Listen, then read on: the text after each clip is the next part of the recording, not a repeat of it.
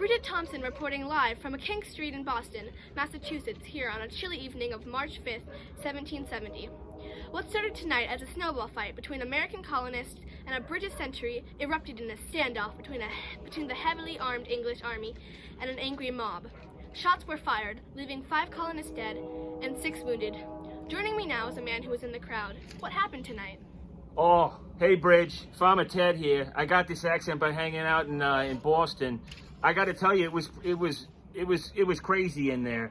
There was a bunch of people yelling, and then this Captain Peterson. He's always giving me a hard time about spitting on the street. He and a bunch of soldiers showed up to stand up to the mob and tell everyone to behave. There was a lot of yelling. There was some snowballs thrown, maybe a rock. I don't know. We didn't do much, but next thing we knew, boom, muskets were firing, and guys were dropping like flies all around me. Do you have any idea who started this massacre?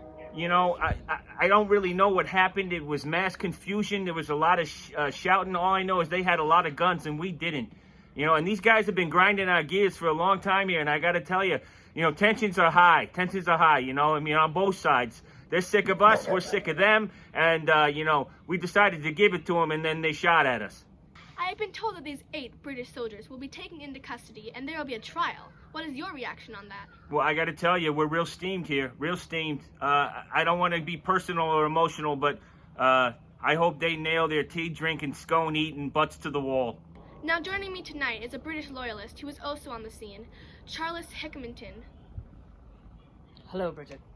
Hello. Pleasure to see you this evening.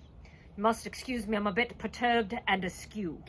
Mr. Hickaminton, since you were there, in your eyes, what happened? Well, Miss Thompson, I appreciate you asking me. You see, I was just standing there guarding like I normally do, and the next thing I knew, there were snowballs being thrown at me. And frankly, there's only so much we can take before we must do something in retaliation, and I'm afraid to say we may have taken it a bit too far this evening.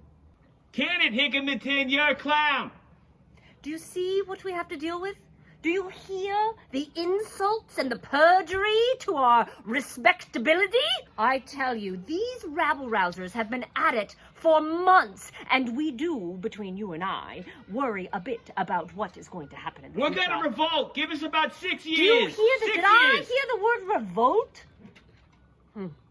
Anyhow, Bridget, I really appreciate your time and your energy and your effort to get the truth out there. We were beyond perturbed. We were pushed to our limits. There is nothing we could have done but what we did. Yeah, just wait till we throw all your tea in the harbor. That's really gonna burn.